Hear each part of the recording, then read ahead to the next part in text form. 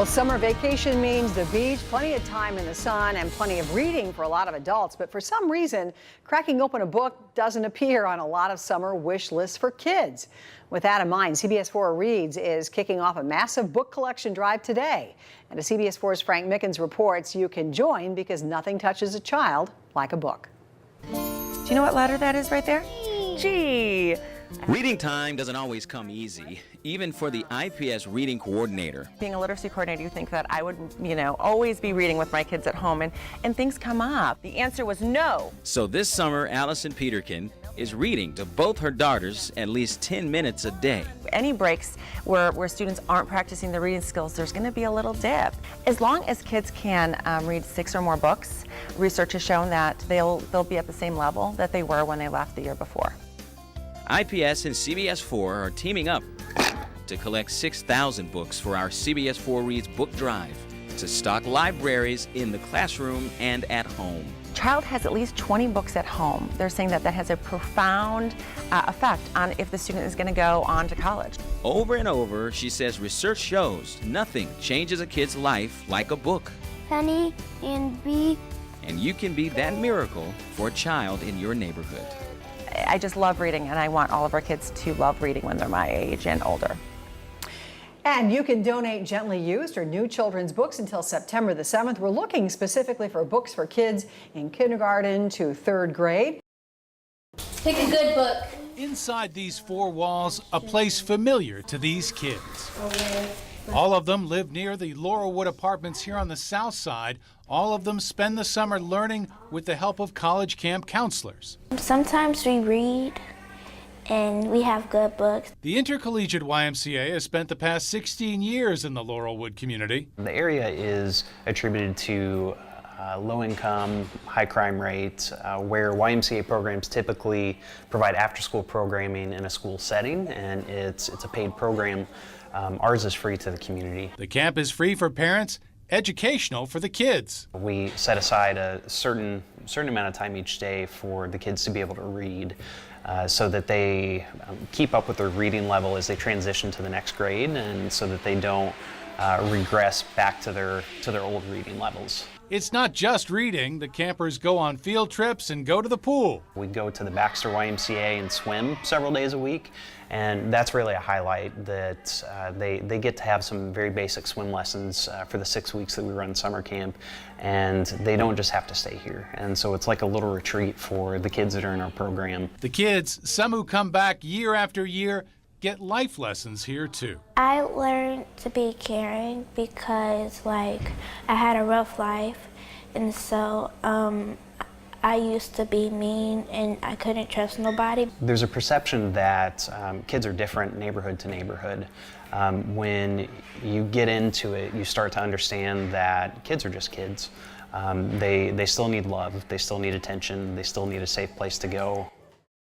The reason we're here, though, it's not just for pizza, it's also for our book drive. You got it. I mean, check this out. You may remember Star Rachel and I went to Brownsburg Library on Tuesday. We picked up 2 cars full of donations, which was awesome.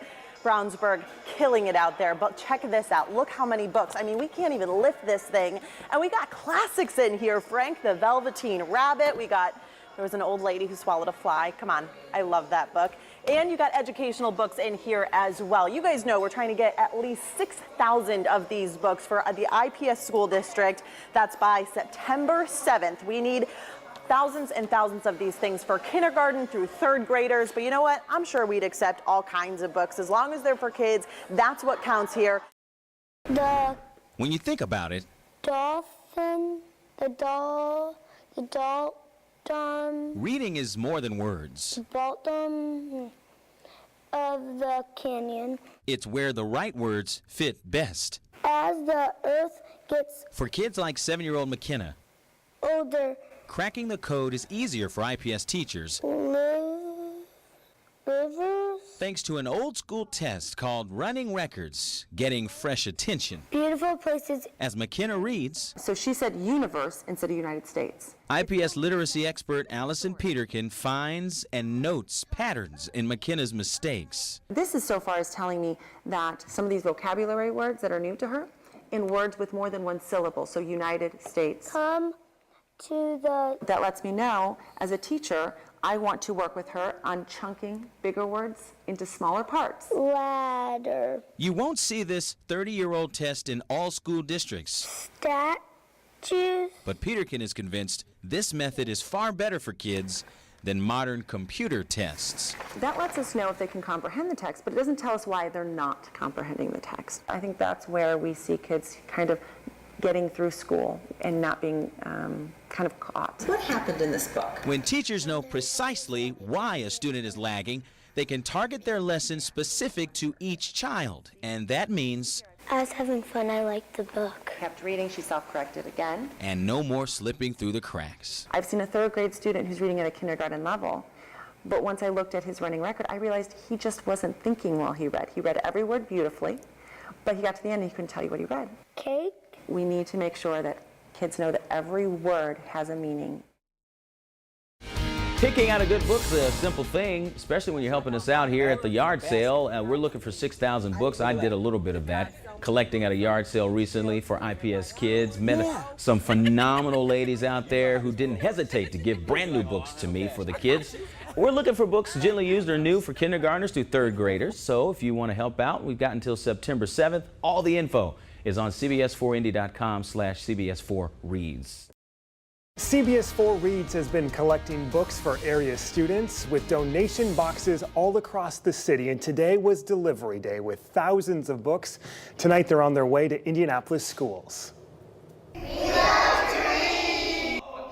There it is, Love to Read, a fun morning at CFI School 70, which helped us kick off delivery day with a pep rally. Our CBS4 morning team helping read to students who also got to pick out some new books today. Volunteers from Indianapolis Public Schools and CBS4 organized the books that have been donated, and you, Hoosiers, have stepped up in a huge way, helping surpass the goal of 6,000 books for kids. Debbie, it was an unbelievable sight yeah, I for was you there for guys. part of the sorting process on Saturday. It was amazing that, the number of books that came in and people donated. So we say thank All you goes back to the all community. those folks. Such a Absolutely generous goes back to the community. kids. It's Yeah. great. Here at CBS4, we know reading is important. We do it every day. So that's why we're teaming up with the Indy Fuel to help promote literacy throughout central Indiana. I met up with my new friend, Olivier from the Fuel, to kick things off and to share a morning of fun with a big group of first graders at Collegewood Elementary. You guys excited? We talked a little bit about our lives. Does anybody know where Canada is? It's up north, right? Is that what you guys are pointing up? Yeah, it's up north. How many folks actually watch the news every once in a while? Every once in a while. Wow. That's good. It's good to know stuff. Shared a few laughs. Where's maple syrup from? It's from Canada, guys. And of course, read a few books. Then she leaned toward me and cheered. She being nice. No reading between the lines here. Reading rules.